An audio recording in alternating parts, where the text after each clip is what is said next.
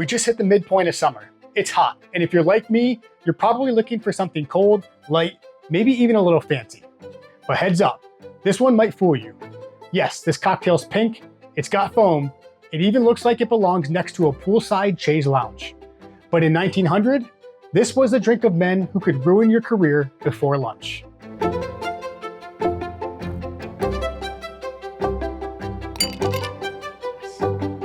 Welcome back to History in a Glass. I'm Josh, your guide in this tipsy time machine through history.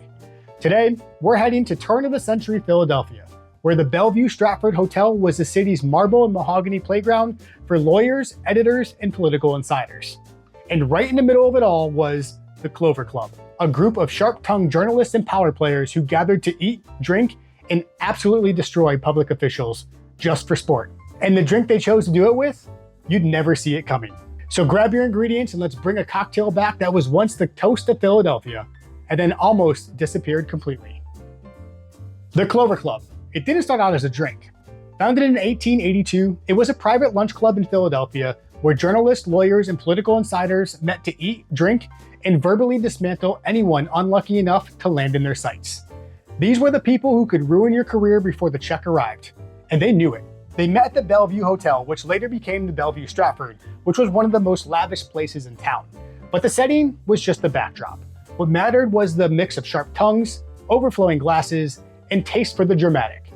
Albert Stephen Crockett, author of the old Waldorf-Astoria bar book, described them as the literary, legal, financial, and business lights of the Quaker City who dined and whined again. Somewhere in that haze of cigar smoke and speeches, a cocktail joined the party. Pink, foamy, gin-based. It didn't look like it belonged in a room full of cigar-chomping newspapermen, but it did, and it became part of the club's identity. By 1901, the drink had already made it to New York. It was casually name-dropped in the press by Waldorf-Astoria head bartender. How did it get to New York? That might have been thanks to George C. Bolt. He ran both hotels, and rumor has it he carried the recipe with him. The first time the Clover Club cocktail shows up in print is in 1909, in Drinks, How to Mix and How to Serve by Paul E. Lowe.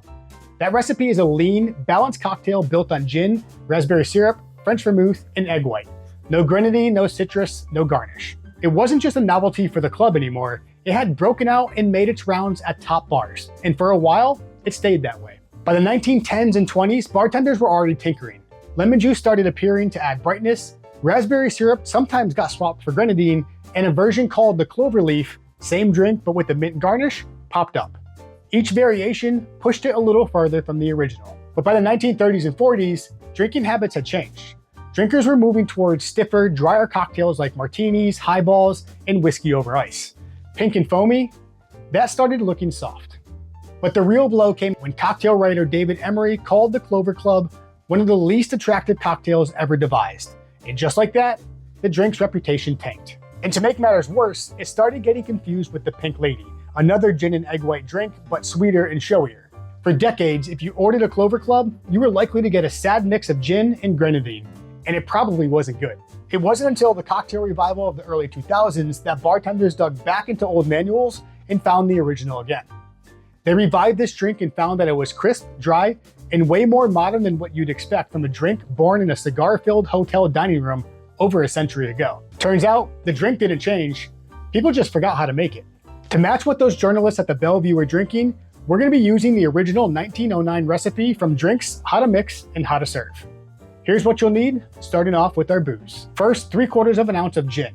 We're using Plymouth gin here because period records show it was available in the US by 1909, and it was the kind of imported gin you'd find at high-end hotel bars like the Bellevue-Stratford and the Waldorf-Astoria. It's softer and more rounded than London Dry, which suits this drink's balance. If you can't get Plymouth, a quality London Dry like Hayman's Royal Dock or Tanqueray will work. We also need 3/4 of an ounce of French vermouth. The 1909 recipe calls for French vermouth. It doesn't name a brand, so I'm going with Dolan Dry for its light Chambray style, which keeps the drink crisp and lets the raspberry and gin shine. Any good dry French vermouth will work here. Next, we need 1/2 ounce of raspberry syrup, ideally homemade, like this one here. If you can't make homemade, Small Hands Food makes something great if you want something period correct. And then we need the white of 1 egg. There's no skipping it. So let's build our Clover Club cocktail. To start, we're just gonna combine all of our ingredients and then give it a dry shake to emulsify the egg. Now, I'm gonna start with my egg because I've never separated egg whites before, so just in case I mess up, I don't waste any alcohol. Egg whites weren't some fancy bar hack back then. They were pretty standard. They gave that soft, foamy texture you see in the Clover Club, and it was totally normal for hotel cocktails of the era. That was easier than I thought. We've mentioned George C. Bolt. He ran the Bellevue and the Waldorf and may have brought the Clover Club recipe public. He even named his daughter Louise Clover Bolt. That's how deep the club and the drink ran in his world. Now that we have all the ingredients, we're just gonna give this a dry shake to emulsify that egg. You're gonna wanna shake it pretty hard.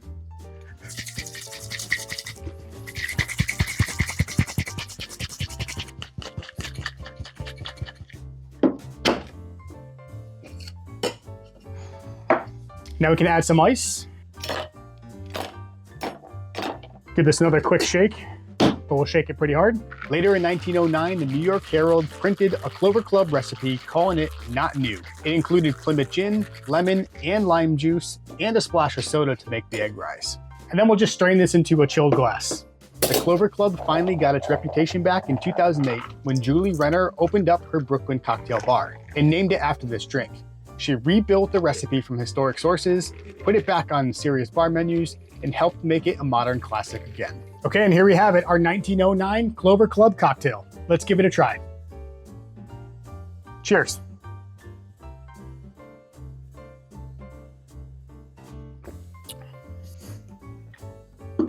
Okay, so yeah, first sip. This is really smooth and refreshing. I really don't have any complaints. For a recipe this old, it's really balanced. You get just a little bit of raspberry and a little bit of gin, but it's super easy to drink. The texture is soft and almost creamy, and it leaves you wanting another right away. This is a pink drink that doesn't pull punches. It definitely lives up to the hype. Okay, so that's a 1909 recipe. If you order one today, you'll probably get a modern version, which is somewhere around 2 ounces of dry gin, 3/4 of an ounce of lemon juice, and a 1/2 ounce each of raspberry syrup and dry vermouth, and then an egg white. It's lighter, more citrusy, and a little easier for people to drink. You'll still taste the raspberry, but the lemon really sharpens the whole thing and makes it feel extra fresh. So which one's better? Honestly, they both work, but the 1909 version has this quiet confidence to it. No citrus, no garnish, no apologies. It doesn't try to win you over with acidity, it just shows up smooth and structured and lets the texture do the talking. What about you? If you had a choice for either one, which one would you reach for? Drop it in the comments, I'm curious which side you're on. The Clover Club didn't vanish because it was weak. It vanished because times changed, and a pink, foamy drink didn't fit the image anymore. From the Bellevue-Stratford's lunch tables in 1909, to Embury's takedown in the 40s, to its modern comeback, this cocktail has been on quite a ride. Go back to the source and you'll find nothing soft about it. It was built for men who ran newsrooms and political machines. Strong, balanced, and just a little theatrical. And honestly, it still holds up. So if you're sweating your way through August and want something cold, elegant, and 100% rooted in history, this is it. Thank you for keeping history alive with me one sip at a time. Until next time, drink responsibly, or at least drink historically.